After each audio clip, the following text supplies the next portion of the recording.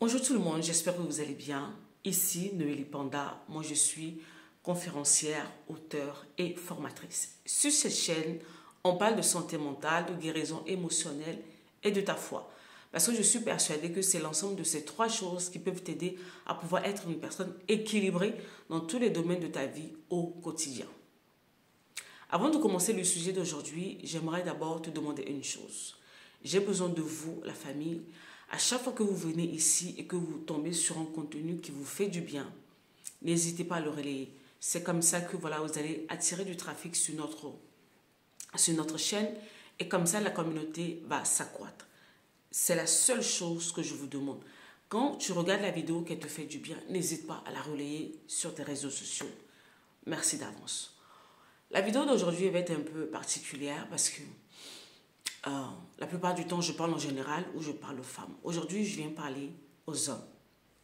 Mes chers frères, aujourd'hui, je suis là pour vous. Je ne suis pas là pour vous taper dessus, non. Je ne suis pas là pour vous accuser. Je ne suis pas là pour, voilà, vous tomber dessus comme on a l'habitude de faire. Depuis quelques jours, mon cœur est assez lourd. Parce que vous savez, autour de moi, je ne parle pas qu'aux femmes, je parle aussi aux hommes. Et malheureusement, dans notre société, on ne parle pas beaucoup aux hommes. L'homme est censé être fort. Il y a ce mythe-là où l'homme doit être fort. Est-ce que vous savez qu'il y a beaucoup d'hommes qui sont en souffrance, mais qui ne parlent pas? Dernièrement, j'ai fait une vidéo de quelques secondes, même pas d'1 minute sur TikTok, où je parlais aux hommes. La vidéo, elle a explosé. Et je regardais les commentaires des hommes, je me suis dit, mon Dieu, à quel moment, en fait, on a perdu le focus, on est tout le temps concentré sur les femmes, ceci. En fait, nous, les femmes, parce qu'on parle beaucoup. Donc, voilà, on sait plus ou moins qu'on a des problèmes. Mais les hommes ne parlent pas. En fait, c'est ça le réel défi. Les hommes ne parlent pas. Mais les hommes sont en souffrance. Ils sont en souffrance de par leurs propres histoires pour X ou Y choses qu'ils ont vécues en grandissant. Vous savez, quand on parle souvent des blessures émotionnelles, vous écoutez les femmes, ah oui, moi j'ai vécu ça, j'ai vécu ça, j'ai vécu ça. Mais les hommes ne parlent pas. Mais là, ils ont aussi leurs bagages qui sont lourds. On a des hommes, au fait, qui n'ont pas grandi avec leurs parents, qui ont dû se battre très tôt dans la vie, qui ont pris des responsabilités très tôt. Et ça a des répercussions, hommes ou femmes. Ça a des répercussions, en fait. D'autres hommes, ils ont eu leur père, mais maman n'a pas été là. Ou, enfin, peu importe, il y a eu des complications avec les parents. Et avant d'être cet homme-là, peut-être ce mari, ce père, ce leader que tu vois, c'est d'abord l'enfant de quelqu'un. Et de part de l'enfant de quelqu'un, il traîne des douleurs avec lui. C'est juste que les hommes, ils ont tendance à mettre ça de côté. Ils se taisent parce qu'ils se disent, il faut y aller, il faut se battre. Il faut se battre, il faut rester debout. Parce que par moment, après, il se marie. La femme compte sur lui, les enfants comptent sur lui, sa famille compte sur lui. Donc, en fait, il n'a même pas le temps de s'occuper de lui. En fait, et je me suis rendu compte que les hommes s'oublient, en fait. Chers hommes, vous ne devez pas vous oublier. C'est vrai que on met tellement des charges, tellement des responsabilités sur vous que... Et vous essayez de faire de votre mieux. Vous savez, par moments, je regarde mon mari et je me dis, waouh. Moi, je n'ai pas grandi avec mon père. Donc, ce vis-à-vis-là, je ne l'avais pas, au fait. Mais maintenant, je regarde mon mari dans son rôle de mari et dans son rôle de père. Et je me dis, mais la charge, elle est lourde. Et puis, au-delà de ça, il est le fils de quelqu'un. Il est le grand frère de quelqu'un. Il y a tout ça qui est là. Et tu me rajoutes, moi, sa femme, sur l'équation. La charge est terrible, au fait. Et au-delà de ça, tu vas rajouter le travail. Tu vas rajouter, au fait, ses propres défis personnels. Parce qu'avant d'être l'époux, le papa et tout ça, c'est d'abord un être humain entier, au fait. Avec ses propres défis. Et on a beaucoup d'hommes qui ont grandi déjà avec beaucoup de blessures, beaucoup de plaies béantes, qui n'ont jamais pris le temps de traiter parce qu'ils se disent, ça va aller, on gère. Oui, ça va aller, il faut être fort. De toute façon, dans notre communauté, un homme ne peut pas être faible, un homme doit être fort. Et quelque part, on a muselé les hommes. Ils ne disent rien.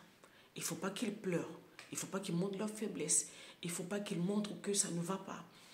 Et ce que nous faisons, c'est mauvais dans le sens où on pousse les hommes à tout emmagasiner. Mais ça ressort d'une manière ou d'une autre. Après, tu vas les voir, d'autres personnes vont commencer à développer des maladies de cœur. Je ne sais pas si vous vous êtes rendu compte, quand vous entendez qu'un homme a des problèmes, ça commence toujours par le cœur. Pourquoi? Parce qu'ils encaissent dans le silence. Nous, les femmes, quand ça déborde, on bavarde, on bavarde, on bavarde. Mais eux, ils encaissent dans le silence. Quand tu encaisses, tu encaisses, tu encaisses, tu encaisses, cher homme, le jour, ça va te prévenir. Ça ne te prévient même pas. Ouf! Il y a une maladie qui va se déclencher comme ça. S'il te plaît, au-delà de toutes ces responsabilités que tu as, parce que je conçois tout à fait que la charge, elle est énorme. Je veux que tu penses à toi. Que tu penses à toi. Parce que beaucoup d'entre vous, ayant grandi très vite, ayant pris les responsabilités très tôt, vous vous êtes oubliés en chemin, en fait. Vous vous êtes oubliés en chemin. Vous n'avez pas le temps même de vous occuper de vous. Vous devez vous occuper de vous. Votre santé mentale compte. Votre vie compte, en fait. Vous ne devez pas être là. En fait, vous n'êtes pas censé être là seulement pour vous occuper des autres, des autres, des autres, des autres, des autres, des autres. Non, vous êtes là. Et vous devez prendre le temps. Et ce n'est pas parce que la société essaie de vous mettre dans des boîtes. Ce n'est pas parce que depuis des générations, on a dit un certain nombre de choses sur vous, les hommes, que vous devez continuer, au fait, dans ce schéma-là, à porter ces douleurs-là, année après année, au fait. Parce que ces douleurs-là, que vous le voulez ou pas, ça se répercute autre part. Par moment, ça va être votre santé. Par moment, vous allez plonger ça dans l'alcool. Vous allez plonger ça dans le jeu. Vous allez plonger ça dans les relations amoureuses, dans le sexe, ainsi de suite. En tout cas, vous allez trouver un défouloir. Mais est-ce que c'est la bonne méthode? Je ne pense pas.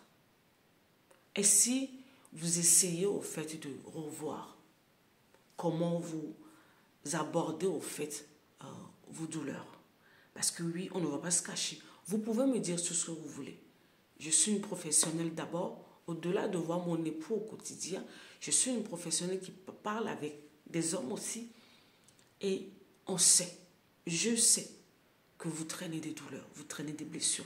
Et ça, au-delà même des choses que vous avez vécues depuis votre temps d'enfant jusqu'à maintenant, vous vous êtes battu jusqu'à maintenant, par moment, malheureusement, en faisant le choix de la femme qui sont à votre côté, vous vous êtes créé encore des problèmes. Et c'est elle qui vient encore, au lieu de vous faciliter, entre guillemets, la vie, elle vient, c'est encore une charge de plus. Elle vous épuise. Oui, souvent, c'est vrai qu'on parle, oui, des hommes violents, des hommes narcissiques, des manipulateurs et tout. On a des femmes qui sont là, qui broient les hommes. Mais il ne peut pas parler. Il ne peut rien dire. Et quand tu tombes sur ce genre de femme, c'est comme si on venait de t'enterrer une deuxième fois. Parce que la vie ne t'a pas fait cadeau.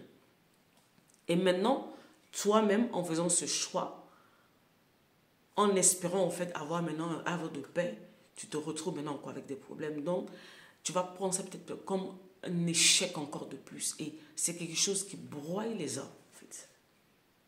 C'est quelque chose qui broie les hommes. On parle de violence, oui, mais nous avons nos hommes qui sont là, qui subissent par moments la violence verbale, la violence psychologique. Il faut le dire.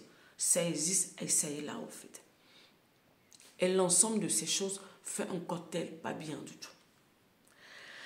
Malheureusement, la plupart des hommes, pour se défouler, la majorité d'entre eux se cachent dans le travail. Les hommes se tuent au travail parce que par moments, c'est comme ça qu'ils se valorisent, au fait. C'est vrai que de par, en guillemets, leur nature, ce qu'ils sont appelés à être, ils sont des pourvoyeurs. Mais par moments, ça va au-delà. Donc, c'est-à-dire que la personne se tue au travail pour ne pas affronter ses problèmes, ses réalités, ses défis, ses douleurs, ses traumas, ses échecs, en fait. Et cher homme, ce n'est pas forcément la bonne méthode. Prenez le temps de vous soigner. Prenez le temps de guérir. De la même manière qu'on dit aux femmes de guérir, cher homme, vous devez guérir. Vous savez, vous êtes la tête, vous êtes les chefs. Je le dis, je le dirai toujours.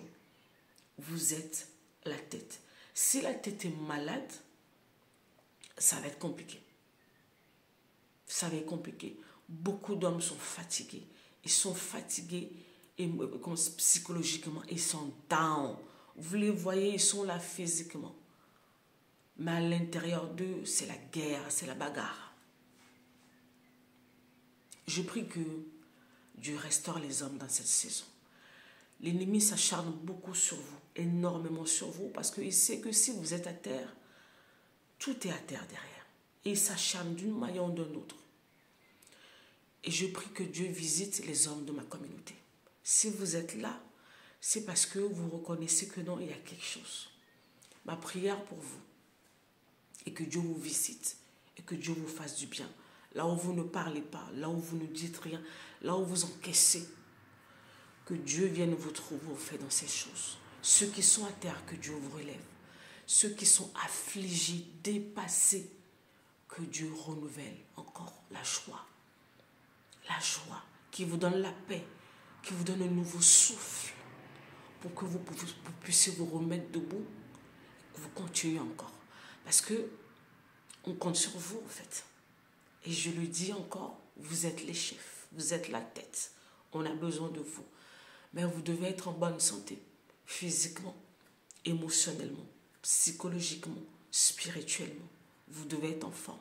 Alors s'il vous plaît, prenez-moi comme votre petite sœur qui vous parle au fait aujourd'hui. Soignez-vous. Quand ça ne va pas, retirez-vous. Retirez-vous. Prenez le temps pour vous. Soignez-vous. Ne vous oubliez pas au fait. Ce syndrome de sauveur, par moment, déposez-le. Déposez cette cape de super-héros et prenez soin de vous d'abord. Et quand vous allez prendre soin de vous, vous allez pouvoir être à même au fait de pouvoir porter tout le reste, chers hommes. C'était ce que je voulais dire à un homme aujourd'hui. Et si tu connais un homme qui traverse des moments difficiles, des moments troubles, envoie-lui cette vidéo. Ça va beaucoup l'aider. Cher homme, que Dieu vous bénisse. Bye bye.